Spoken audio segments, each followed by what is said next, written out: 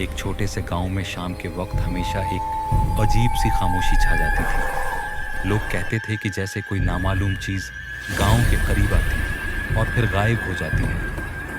गांव के गर्द खेत और गलियां सुनसान हो जाती और लोग अपने दरवाजे बंद करके घरों में चले जाते हैं।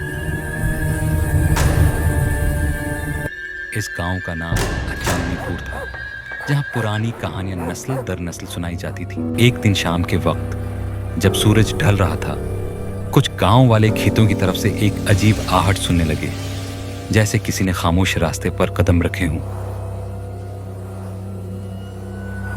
सब हैरान हो गए, क्योंकि वो रास्ता गांव से दूर था और वहां कोई भी इंसान आमतौर पर नहीं जाता था।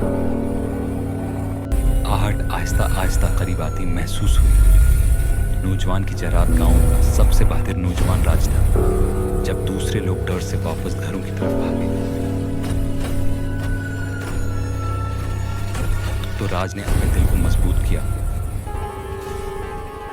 और आहट की समझ चल पड़ा। रात का अंधेरा शदीद था और सिर्फ उसके हाथ में लाइटर की रोशनी थी। हर तरफ बरखत दरख्तों की सिरसराहट, हवा की खुशबू और अजनबी आवाजों का शोर था। जब गांव के पुराने खेत के करीब पहुंचा तो एक साया सा नजर आया जो आहिस्ता से हवा में घूम रहा था। दिल जोर से धड़क रहा था, मगर वो पीछे नहीं हटा। इतने में एक प्राणी बनती हुई आवाज उसके कानों में गूंजने लगी, यहां से मत जाओ, वापस पलटो।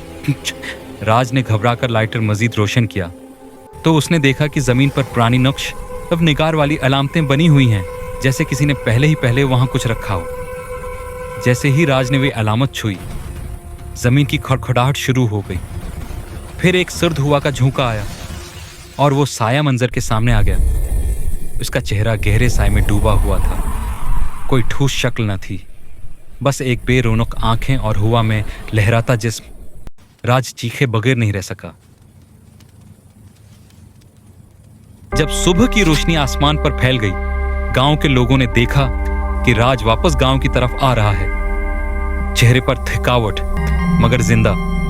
राज ने सबको बताया कि उसने एक रूहानी चीज देखी है जो गांव के आसपास घूमती है और पुरअसरार आहट इसी की होती है। उसकी आंखों में वो साया अभी तक टुका हुआ था।